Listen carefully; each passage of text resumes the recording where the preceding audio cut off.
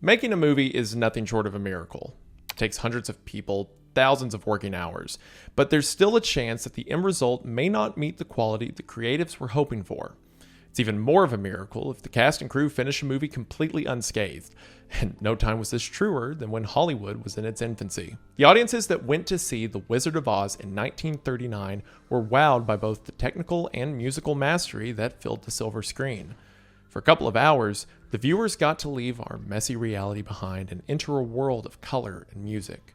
But though Oz was a wondrous land for the characters, it was hell on earth for the cast. Because behind those cheerful munchkins and singing scarecrows laid a trail of broken bones, addiction, and melted faces. Today we're following the yellow brick road, not toward Oz, but backwards in time, past tornadoes and Technicolor, to discover the origins of L. Frank Baum's magical world. The chaotic stage productions that warped his creation, the murderous ambitions of movie studios, and the way Hollywood's enchanted castle was built on the backs of exhausted performers. Hollywood's version of Happily Ever After involves lawsuits, new labor laws, and a surprising amount of green paint. So hello everybody, grab your ruby slippers and get to hear about the terrible world of Wizard of Oz. Again, not the movie, the making of the movie, which is pretty much the opposite of the movie's whole tone. This story has gone down in the history of filmmaking as an example of what not to do.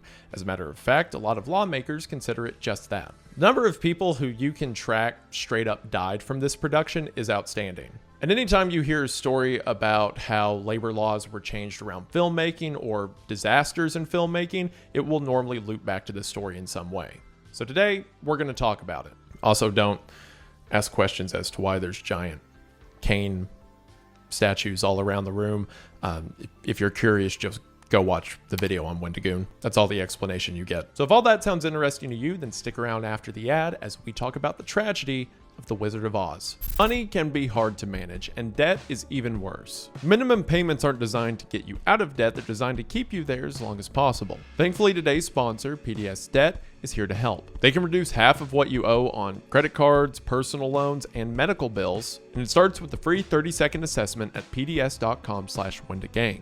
PDS Debt takes all of your debt and combines it into one easy plan. So instead of balancing multiple payments, you have one lower monthly payment, and savings start the day that you complete the 30-second assessment. Even something as innocuous as having a balance on your credit card is costing you money every day. So PDS Debt uses all of their data and all of your data to find a solution that makes the most sense for you. No minimum credit scores required, and like I said, the assessment's free. There's a reason PDS Debt is the top-rated company in the industry with thousands of 5-star reviews and an A+ rating on the Better Business Bureau. Debt is hard enough as is, and doing it by yourself is even worse. So let PDS Debt be the friend in your corner to help you get out of it. And you can get your free 30-second personalized assessment today when you head to the link in the description at pdsdebt.com/Wendigang or scan the QR code. Again, you can get your assessment for free and see if they can help you in whatever your situation might be.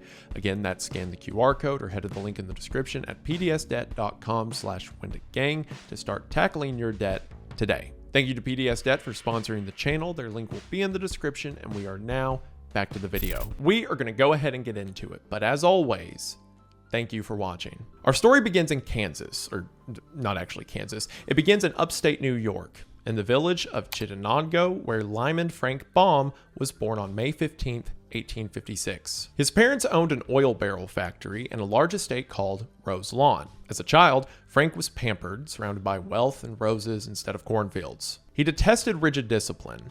When his parents sent him to Peekskill Military Academy, he experienced what was later described as a seizure, perhaps brought on by the harsh environment and physical punishment. The incident terrified young Frank, and he faked a heart attack to secure his release. Free from the Academy's clutches, Frank discovered a passion for storytelling and publishing.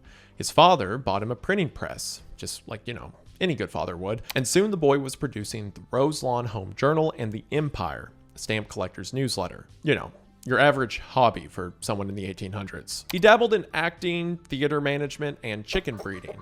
But last one feels a little different than the others, but okay. He wrote a melodrama called The Maid of Erin that toured the Midwest, but true to Baum's pattern, collapsed financially. In 1882, he married Maud Gage, the daughter of famous suffragist Madeline Jocelyn Gage, and the couple eventually had 4 sons. As a traveling salesman and store owner, Baum's restlessness drove him from one failed venture to another, but he never stopped writing. He crafted children's stories inspired by the tales he told his sons each night. When he went to bed, he suffered recurring nightmares of a scarecrow chasing him across fields, an image that would both haunt and inspire him. By 1899, Baum teamed with illustrator W.W. Denslow to publish Father Goose, which became a bestseller. A year later, the duo released The Wonderful Wizard of Oz, published in September of 1900. Unlike the dark European fairy tales he grew up on, Baum's story offered a sunny vision of a young girl whisked away to a land where good witches wore white and shoes sparkled red. He deliberately removed violence.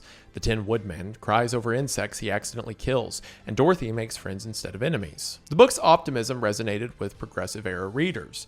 Critics compared it to Alice in Wonderland, but Baum insisted his goal was to create a distinctly American fairy tale. It's safe to say that he succeeded.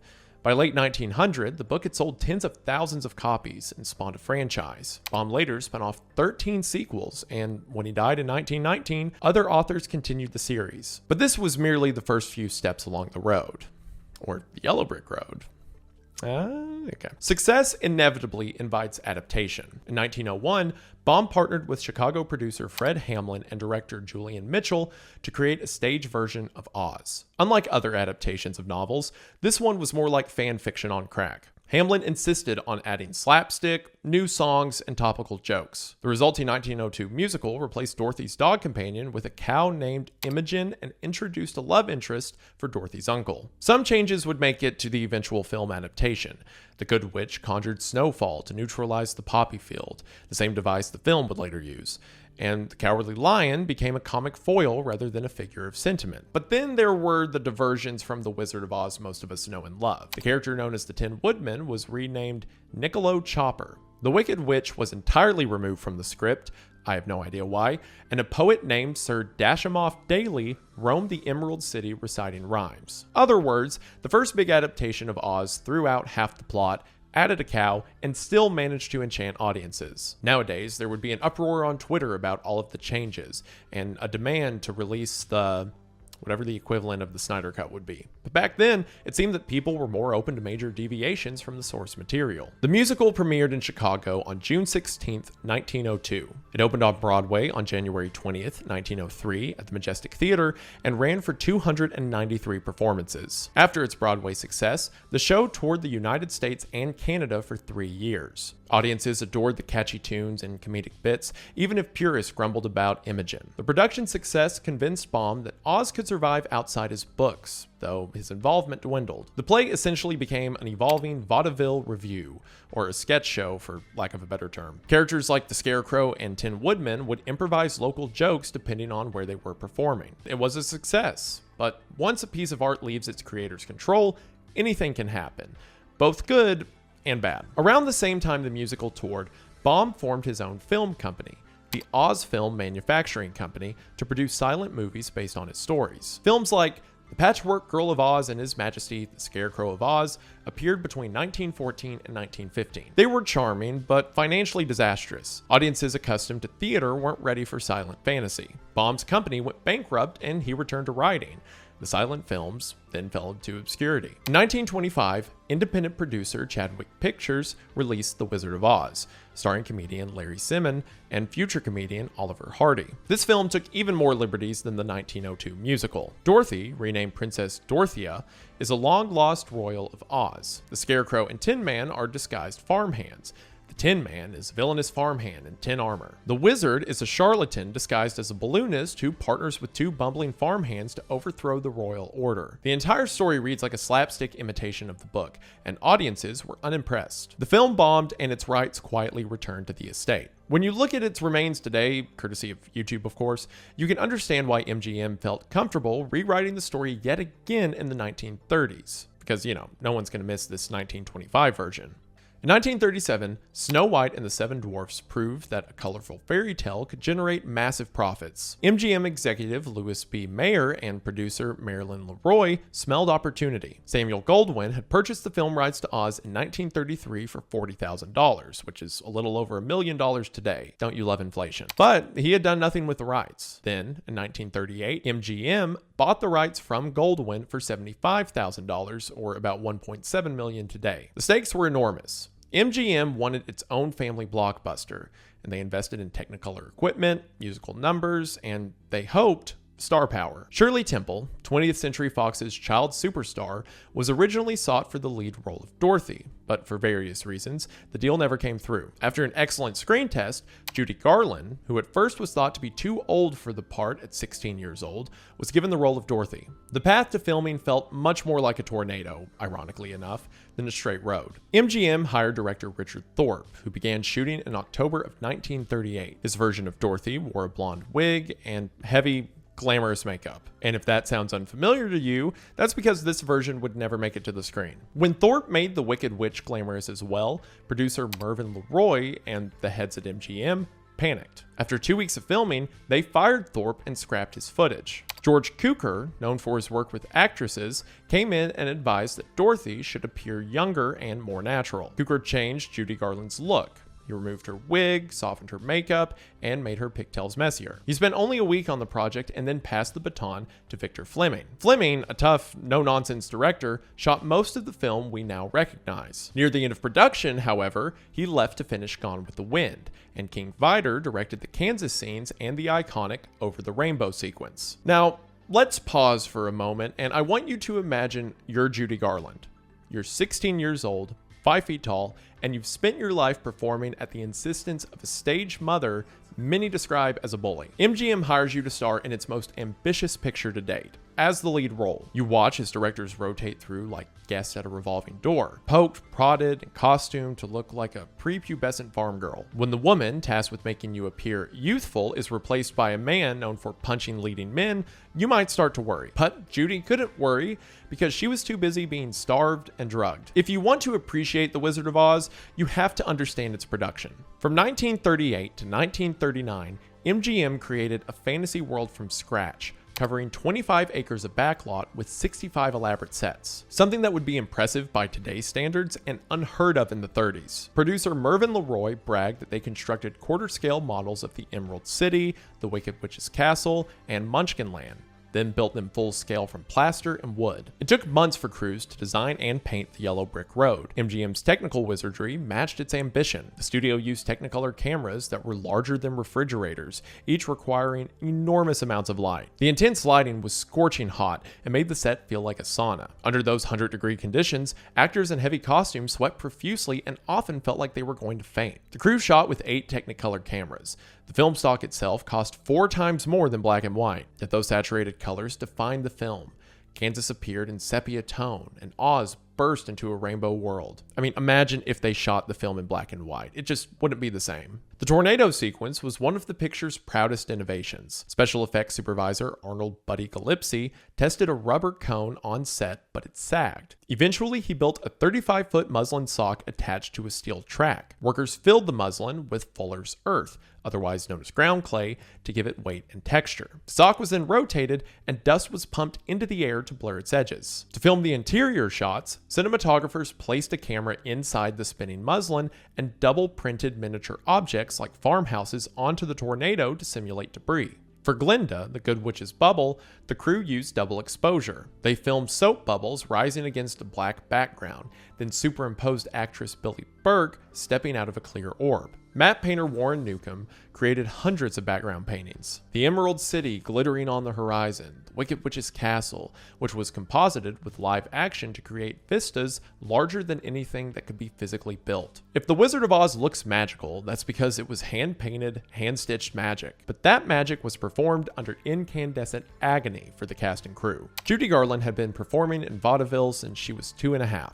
Her mother, Ethel Gum, managed her daughters as a singing trio. When the family moved to California, Ethel pushed MGM to sign Judy in 1935. Judy's father died shortly after. She was left in the hands of studio executives and a mother who, according to Garland's later recollections, doled out pep pills and sleeping pills like Halloween candy. MGM marketed Garland as the all-American girl, but behind the scenes, they constantly criticized her appearance. She was 16, stood barely 5 feet, and they called her, quote, the fat little pig with pigtails. To keep her weight down, the studio gave her amphetamines in the morning and barbiturates at night. Producers also bound her chest to flatten her figure and inserted a rubber disc in her nose to make it button-like. She lived off chicken broth and cottage cheese in an attempt to keep her weight down. Sleeping more than 4 hours a night was considered lazy, yet she managed to deliver a performance that still moves audiences to this day. For her trouble, MGM paid her about $9,600 for the entire film, or around $233,000 a day. Certainly a nice payday at the time,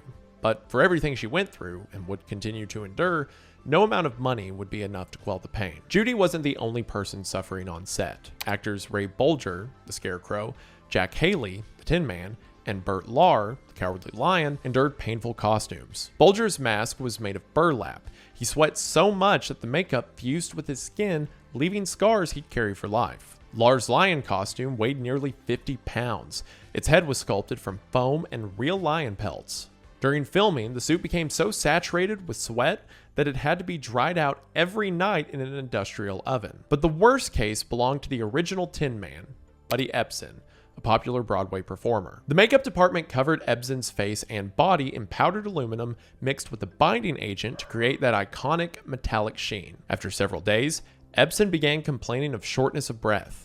He collapsed in his dressing room and was rushed to the hospital. Doctors discovered his lungs were coated in aluminum particles. He spent 2 weeks in an oxygen tent and nearly died. MGM, fearing bad publicity, paid his hospital bills, apologized publicly, and fixed the issues on set. No, I'm completely kidding. They fired him and replaced him with another actor, Jack Haley. The production formulated the makeup into a paste so it was a little bit harder to breathe in, but Haley soon developed a serious eye infection from it. After months of pain, the studio finally figured out how to apply the paint safely, and Ebsen, the guy who went to the hospital over the movie, would never make it to the final film. Margaret Hamilton was cast as the Wicked Witch of the West only after MGM decided to abandon the glamorous, villainous look for what you might describe as a cackling, green-skinned hag. Hamilton's makeup included copper-based green face paint that was both toxic and flammable. It had to be removed with alcohol and took a considerable amount of time. The mix of chemicals burned her skin, and the makeup was so toxic that she could not eat while in the costume. She had to drink through a straw,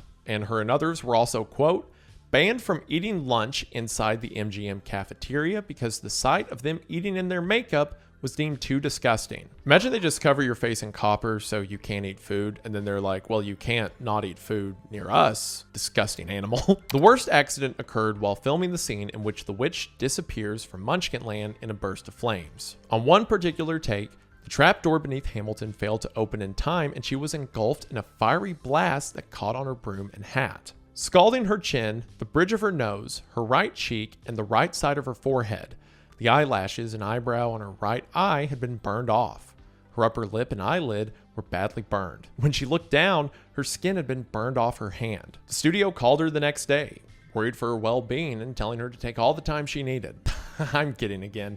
They called the next day asking when she was coming back to work. After 6 weeks of recovery, she returned to set, but the nerves in her hands were still so exposed that rather than wear makeup on them, she wore green gloves. Refusing to perform any stunts involving fire, I wonder why, the studio was forced to hire a stunt double for Margaret, Betty Danko. During a flying sequence atop a smoking broomstick, the broom exploded, how does a broom explode? The broom exploded, causing a burst so forceful that Danko's hat and wig were torn loose. She was in the hospital for 11 days and later recalled that, quote, I felt as though my scalp was coming off. She never worked again. Meanwhile, the actors playing the flying monkeys were dangled from piano wires 30 feet above the set. Several wires snapped, sending performers crashing to the floor. Miraculously, no one died, but a ton of them were injured. The Scarecrow and Tin Man, much like Hamilton, were also not allowed to eat while wearing their makeup. They too drank through straws and ate only after scraping off layers of latex and paint, a process that took hours. This rule added to the already punishing schedule. Filming lasted 6 months, call times were at dawn, and the actors often worked until midnight. Buddy Ebsen later joked that he understood the Tin Man's longing for a heart. He lost his to corporate indifference. You would hope that for such a miserable experience, the actors would at least be compensated accordingly. However, the MGM accounting department didn't seem to put much value in human comfort or pain for the lack thereof. Judy Garland earned about $5,000 a week, while Margaret Hamilton was paid $21,000, partly because of her burn injuries and the fact that she was already an established character actress. Contrast, Ray Bolger, Jack Haley, and Burt Lahr each received around $72,000, nearly 8 times what Judy Garland made. In one of Hollywood's most infamous anecdotes, the dog portraying Toto earned $125 per week, which is more than some of the actors on set. Filming wrapped on March 16, 1939. MGM spent roughly $2.8 million on the project, an exorbitant sum for the time. It's the equivalent of $67 million in today's money. The film premiered on August 15, 1939 in Oconomowoc, Wisconsin, followed by a Hollywood premiere and a national release. Despite critical praise, The Wizard of Oz initially underperformed at the box office. World War II dominated headlines, and audiences were more interested in films like Gone with the Wind. MGM re-released the picture 10 years later in 1949, and only then did it begin to turn a profit. And then television syndication in the 1950s cemented it as a classic. Millions of baby boomers saw the film during yearly network airings, where they fell in love with the talking scarecrow and the lollipop guild. Ironically, the film that nearly killed its cast lived on as a family staple. Like any cultural touchstone, The Wizard of Oz spawned some urban legends as well. One persistent myth holds that the snow in the poppy field scene was made of asbestos. While asbestos snow was used in some Hollywood productions, there's no evidence MGM used it here. Instead, they used bleached cornflakes and powdered marble. But perhaps the most infamous rumor, the one that a lot of you have probably heard of, and you probably thought I was going to cover in this video, and even though I'm saying that it's not real, I technically still am, are the claims of a depressed munchkin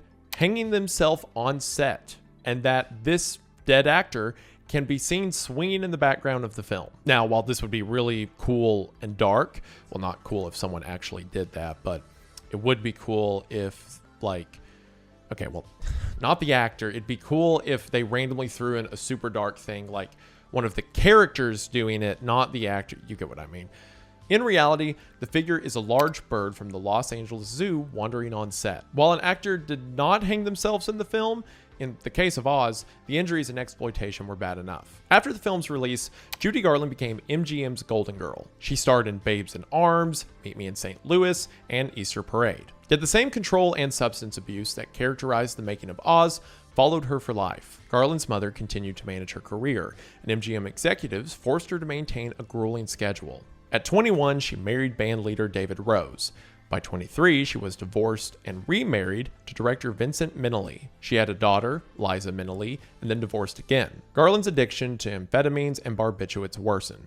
She suffered multiple nervous breakdowns. In 1950, MGM fired Garland for failing to show up on set. She later attempted suicide, which some believed would mark the end of her career. Yet Garland heroically staged several comebacks. Her 1951 London concert series was a triumph, and her 1961 performance at Carnegie Hall is still regarded as one of the greatest live recordings ever. She won an Oscar nomination for A Star is Born in 1954 and hosted her own television show.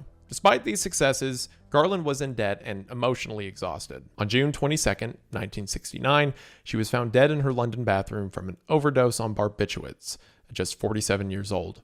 Judy Garland's life exemplifies how the cruelty of the entertainment world can create stars and then just as quickly destroy them. Judy wasn't the only star from The Wizard of Oz whose later years consisted of personal disappointment. Roy Bolger enjoyed a successful Broadway career but never again reached the cultural ubiquity of the Scarecrow. Burt Lahr returned to Broadway and television but spent years typecast as characters similar to the Cowardly Lion. Margaret Hamilton embraced her image as the Wicked Witch, appearing on television and advertising campaigns, but she wouldn't last in Hollywood, later leaving film behind to teach kindergarten.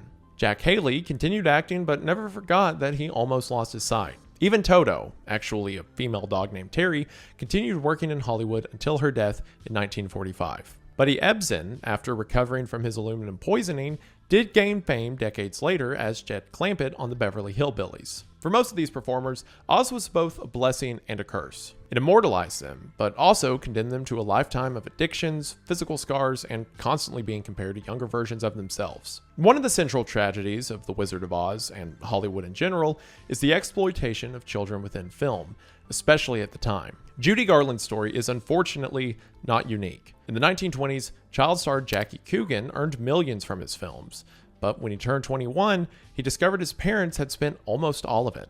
Public outrage led California to pass the Coogan Act, also known as the California Child Actors Bill, in 1939. The law required that a portion of a child actor's earnings be placed in a trust, restricted parents' access to their children's wages, and allowed minors to void contracts that did not serve them. Studio teachers were mandated to be on set to ensure children received education and limited working hours. However, enforcement varied across states, and families sometimes circumvented the trust requirements. It's kind of crazy that parents would find ways to circumvent laws to protect their children later in life, but hey, that's showbiz for you. The law also didn't regulate the psychological environment. Stage parents like Ethel Gum continued to push their children relentlessly. Only decades later would unions and advocacy groups begin addressing mental health and long-term financial security for young performers. While Oz employed a few juvenile actors, most notably the actors who played the Munchkins, the Coogan Act had little immediate impact on their treatment. MGM famously paid the Munchkin actors $50 a week while spending $100 a week to hire little people for promotional tours. The torturous production of The Wizard of Oz wasn't an isolated incident. While today there are numerous safety measures put in place to protect cast and crew, inevitably there will be lapses and accidents. In one of cinema's earliest stunt disasters, comedian Buster Keaton filmed a scene for Sherlock Jr. where he grabs a water tower spout and is pulled to the ground. He immediately stood and continued working, but he had unknowingly fractured his neck. The injury went untreated for years until a doctor discovered the healed vertebra. Keaton's willingness to risk his life became part of his legend,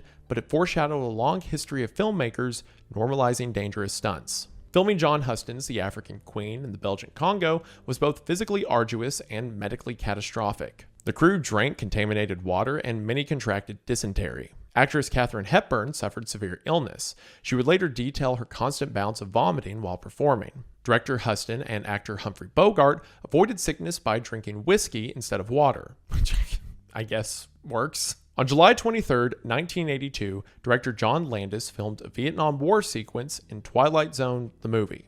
Actor Vic Morrow was carrying two child actors when pyrotechnics exploded near a hovering helicopter. Pilot lost control and the helicopter crashed, killing Morrow and the two children. Landis and 4 crew members were charged with involuntary manslaughter but were later acquitted. The tragedy led to stricter child labor regulations and emphasized the need for experienced pilots and safety supervisors on set. It also marked one of the first times a director was criminally charged for an on-set death. Typically, safety regulations like that are tragically made in blood. In 1984, on the set of the TV show Cover Up, actor John Eric Hexum became bored during a long delay. He jokingly put a Prop 44 Magnum loaded with blank cartridges to his temple and pulled the trigger. Though blanks contained no bullets, the explosive charge blew a piece of bone into his brain. Hexum was declared brain dead 6 days later. His death prompted new protocols on the handling of blanks and emphasized that firearms, even when safe, should be treated the same as those with live ammo until the cameras roll. Perhaps the most famous on-set death is that of actor Brandon Lee, son of martial arts legend Bruce Lee, who was filming the climactic scene of The Crow when tragedy struck.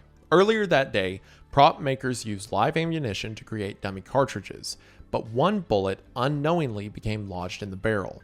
Effectively, one of the rounds was underpowered, so the bullet didn't get all the way out of the barrel. When a blank cartridge was fired during the scene, it propelled the lodged bullet out of the gun, striking Lee in the abdomen and killing him. Crew members were criticized for failing to check the barrel between shots, and like Hexum's death, Lee's demise spurred film sets to hire professional armorers. Live ammunition was also banned entirely. This is a large reason why most action films nowadays, like the John Wick series, use airsoft guns, avoiding real firearms entirely. But film production tragedies aren't just limited to those in front of cameras. On February 20th, 2014, the independent film Midnight Rider was filming a dream sequence involving a hospital bed on an active elevated railroad trestle in Georgia without permission from the rail company. Let me say that again. An indie film set up a scene on an active railroad track without telling anyone from the railroad. In fact, the production had twice requested permission and had twice been denied, so the producers decided to just do it anyway. Hey, can we get permission to shoot a scene on the railroad tracks? No, actually, we need those. Okay. Hey guys, they said that we can just go ahead and do it. As they were shooting the scene, a freight train barreled down the track at 60 miles per hour. Crew members had less than a minute to clear the narrow, suspended tracks, with many instead pressing against the steel girds. Among these was camera assistant Sarah Jones. The train struck the hospital bed, sending debris flying. The shrapnel struck Jones, who fell into the train's fuel tank. Several were injured, but Jones was killed. Director Randall Miller pleaded guilty to involuntary manslaughter and criminal trespassing. He served just 1 year in jail and agreed to a 10-year ban on supervising productions. Jones's death ignited the Safety for Sarah movement, which pushed for improved location safety and clear chain of command communications. Unfortunately, no protocols can protect a crew from someone who chooses to be incredibly selfish, short-sighted, and stupid. Most recently, as many of you probably remember, on October 21st of 2021, actor Alec Baldwin fired a prop gun on the set of the Western feature film Rust, killing cinematographer Helena Hutchins and injuring director Joel Souza. Investigators discovered that live rounds had been mixed into the ammunition supply, a cardinal violation of film safety rules, or any safety rules. I mean, even if you're at a gun range, why on earth would you mix the fake bullets with the real ones? Armorer Hannah Gutierrez-Reed was charged with involuntary manslaughter and convicted. Baldwin faced charges that were later dismissed after prosecutors withheld evidence. The tragedy triggered industry-wide self-examination. Studios outright banned live ammunition on set, increased safety training, and replaced practical gunfire with CGI. Yet, as we've learned time and time again, reforms often seem to happen only after irreversible loss. In 2019, a stunt car crashed while filming the television series LA's Finest, injuring 9 crew members and leading to the amputation of showrunner Gabrielle Carteris's assistant's leg. During the 2017 filming of Deadpool 2, motorcyclist Joy Harris crashed through a glass window and died on her first day on set. That same year, stuntman John Berneker fell 22 feet while performing a fight scene for The Walking Dead and later died. In 1985, during production of Top Gun, veteran stunt pilot Art Scholl entered a spin for an aerial maneuver and never recovered. His plane plunged into the Pacific, and neither he nor the plane were ever found. Even routine set construction can be deadly. In 2020, a bucket filled with sand fell from a crane on the CW series Batwoman, paralyzing production assistant Amanda Smith. Every aspect of filmmaking, from stunts to set design, carries risk. Each death triggers investigations, lawsuits, and occasionally new safety rules. But the fact remains that modern filmmaking is often still dangerous work. The formation of guilds and unions has been a crucial counterweight to some of the persistent risks that have emerged on sets over the years. The Screen Actors Guild, or SAG, was founded in 1933 partly because actors were fed up with punishing hours and dangerous conditions. SAG negotiated better pay, residuals, and health insurance. Similar guilds formed for writers, directors, cinematographers, and crew, eventually offering similar protections. Yet union protections for safety took decades to codify. Many early agreements dealt more with wages and credit than with preventing injuries on set. The International Alliance of Theatrical Stage Employees, or IATSE, or IATSE, has become one of the most vocal advocates for crew safety. In recent years, IATSE's members have demanded limits on work hours, guaranteed rest periods, and professional safety training. The explosion of streaming productions stretched crews thin, dozens of shows shooting simultaneously, often with reduced budgets and accelerated schedules. In 2021, IATSE members voted overwhelmingly to authorize a strike, citing unsafe hours and inadequate compensation. A strike was averted through last-minute negotiations. The Coogan Act was a first step, leading to modern child labor laws becoming more robust. Today, children must have a mandatory trust fund, often called a Coogan account, into which a portion of their earnings are deposited. In California, 15% of a child actor's income must go into this account, but exploitation still happens. Social media and influencer culture have created new forms of child labor unregulated by film laws. Cases of kidfluencers have revived debates about parental control and financial protection. Which it always kills me when you see these family vlog channels, how they'll move to like another state just to get out, just to see the world, and then that state will enact policies regarding like you can't just take all of the money from your kids, and they'll be like, we want to switch it up a bit. We want to go somewhere else. So we're moving conveniently. No reason. Oh, what's that? There's a new law. I didn't see that. Anyway, yeah, moving out of the house, just, another day in the life. The magic of The Wizard of Oz is inseparable from its labor history. The film is a triumph of imagination and craftsmanship. It's also a record of exploitation and pain. L. Frank Baum's dream of a uniquely American fairy tale gave way to a Broadway spectacle that replaced Toto with a cow. A decade later, a slapstick silent film rebranded Dorothy as a princess, and then MGM turned the story into a Technicolor fever dream. The studio gambled millions to outdo Disney's Snow White, and in the process, inflicted physical and psychological harm on its cast. Judy Garland would struggle with addiction and heartbreak for the rest of her life, while Buddy Ebsen's lungs never fully recovered from the powdered aluminum he inhaled. Margaret Hamilton carried scars from her burn for the rest of her life. But as a work of art, the film endured. The tiny cheer of Munchkin voices and the gleam of the yellow brick road are undeniably iconic and continue to captivate audiences, even as the industry slowly grapples with the tragedies that built it. Most recently, the film has been playing at the Sphere in Las Vegas, being introduced to audiences in an entirely new way almost 100 years later. From Buster Keaton's broken neck to the helicopter crash on Twilight Zone, from Brandon Lee's fatal misfire to the death of Helena Hutchins, these stories remind us that the yellow brick road is filled with hazards. When you hear Judy Garland's beautiful rendition of Somewhere Over the Rainbow, it's just that much sadder knowing it came from a child who never really got to be one. It's just one of many stories, some other examples I talked about of disasters happening on set. There was that old movie Roar where the lion, I think, killed 2 people and attacked nearly every member of the cast and crew. There was that horrible accident with the cable that snapped shooting Transformers 3. Obviously love filmmaking, I love the process, I love the final product of movies, but it's a shame that so much had to go wrong for some things to go right. I say that like only a few movies went right. You know what I mean. But thankfully, for the most part, we seem to have learned from a lot of these mistakes. Hopefully we can catch the other ones before they show up in the future. But either way, hopefully you found this somewhat interesting, a little look into the dark side of film history, and I think that's really cool, and we just want to say thank you for watching. I've thought about covering these stories before over on the main channel, but I've never really found like a time or a place that it works well. And I think that over here, you guys kind of like more rambly topics about like corporate issues or like issues in productions and stuff like that. So hopefully you enjoyed, hopefully you had a good time. I know I did. New uploads here Mondays at noon, videos over on Wendiglitch whenever I get content for the editor to post, and videos once or twice a month over on Wendigoon. Everyone who made this video possible will be credited in the description. Be sure to show them some love. And all in all, I believe that should do it for now, but before I go, we just want to say thank you for watching. We hope that you enjoyed, and we'll see you in the next one. Bye!